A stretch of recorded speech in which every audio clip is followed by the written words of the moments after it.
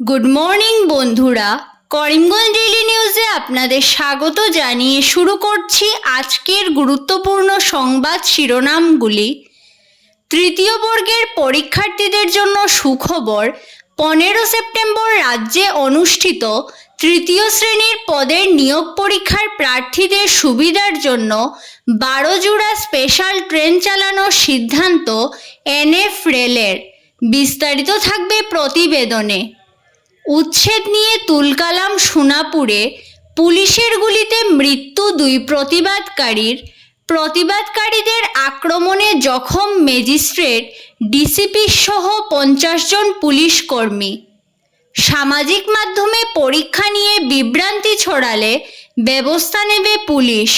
করিমগঞ্জে নিয়োগ পরীক্ষার প্রস্তুতি খতিয়ে দেখলেন মিশন ডিরেক্টর ওম প্রকাশ।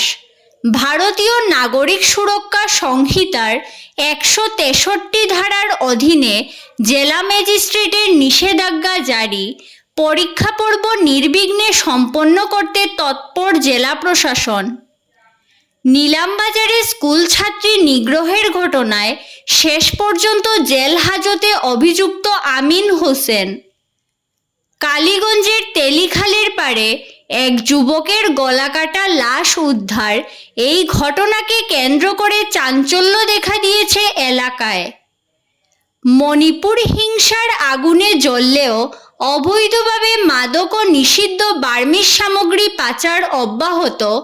লক্ষ্মীপুরে কয়েক লক্ষ টাকার অবৈধ বার্মিজ সিগারেট সহ পুলিশের হাতে আটক লরি চালক।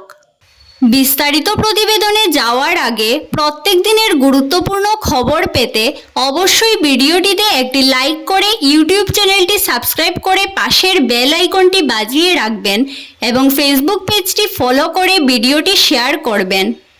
এবার সংবাদ শিরোনামগুলোর বিস্তারিত হলো।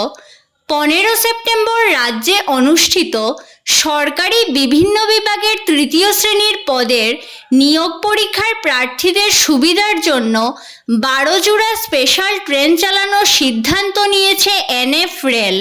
নিয়োগ পরীক্ষার প্রার্থীদের অতিরিক্ত ভিড় কমাতে 2 জোড়া নিয়মিত ট্রেনের সম্প্রসারণ করা হয়েছে।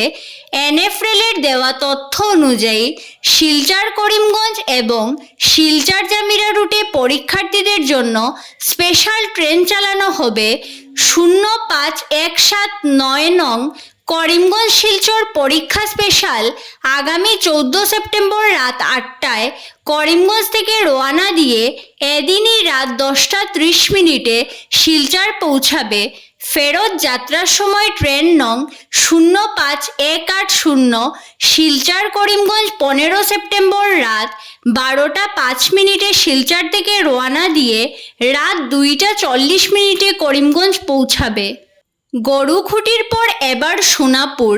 জনজাতীয়দের জমি বেদখল মুক্ত করতে গিয়ে আগ্রাসী বাসিন্দাদের বেনজির আক্রমণের মুখে পড়ল পুলিশ। বেদখলকারীরা লাঠিসোঁটা ও ধারালো অস্ত্র নিয়ে চড়াও হয় পুলিশের উপর। উচ্ছেদ প্রতিহত করতে আক্রমণকারীরা ভেঙে তছনছ করে দেয় পুলিশের বেশ কয়েকটি গাড়ি।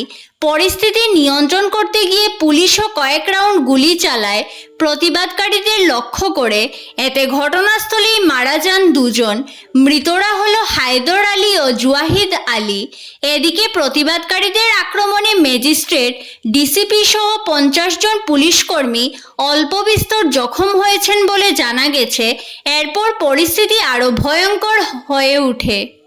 জেলায় প্রথমবারের মতো অনুষ্ঠিত হতে যাচ্ছে তৃতীয় এবং চতুর্থ শ্রেণীর নিয়োগ পরীক্ষা। জেলার 5টি জোনে রয়েছে মোট 37টি পরীক্ষা কেন্দ্র, যার মধ্যে পরীক্ষার্থীর সংখ্যা 19,644 জন। স্বচ্ছ এবং পরিচ্ছন্ন পরীক্ষা অনুষ্ঠিত করতে কোনো ধরনের খামতি রাখছে না জেলা প্রশাসন।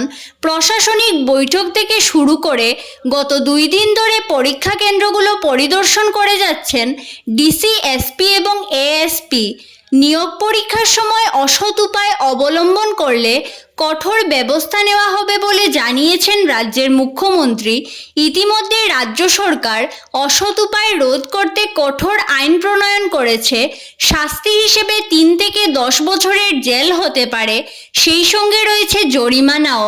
এছাড়াও সামাজিক মাধ্যমে পরীক্ষা নিয়ে বিভ্রান্তি ছড়ালে ব্যবস্থা নেবে পুলিশ। কোনো অবস্থায় পরীক্ষা নিয়ে যাতে বিশৃঙ্খলা না ঘটে তার জন্য যাবতীয় ব্যবস্থা গ্রহণ করা হয়েছে।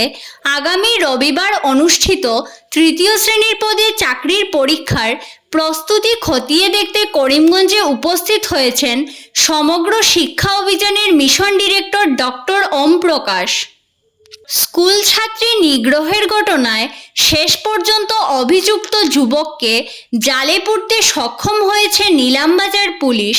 ধৃত আমিন হোসেনকে গ্রেফতার করে বৃহস্পতিবার করিমগঞ্জ আদালতে সোপর্দ করেছে পুলিশ। পরে তার ঠাঁই হয় জেল হাজতে। স্কুল ছাত্রী নিগ্রহের ঘটনা নিয়ে দায়েরকৃত মামলা নথিভুক্ত করে তদন্তে নামে নিলামবাজার পুলিশ। অভিযুক্ত যুবকের খুঁজে জোরদার অভিযান চালালে শেষ পর্যন্ত বুধবার গভীর রাতে সে থানায় আত্মসমর্পণ করে বলে সূত্রের দাবি।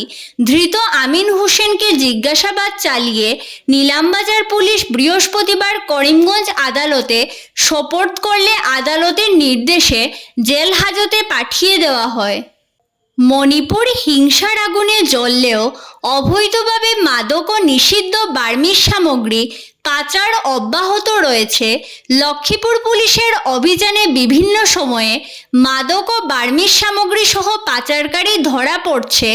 এবার উদ্ধার হয়েছে কয়েক লক্ষ টাকার নিষিদ্ধ বার্মিজ সিগারেট। বুধবার অভিযানে নেমে এই সাফল্য পেয়েছে লক্ষ্মীপুর পুলিশ।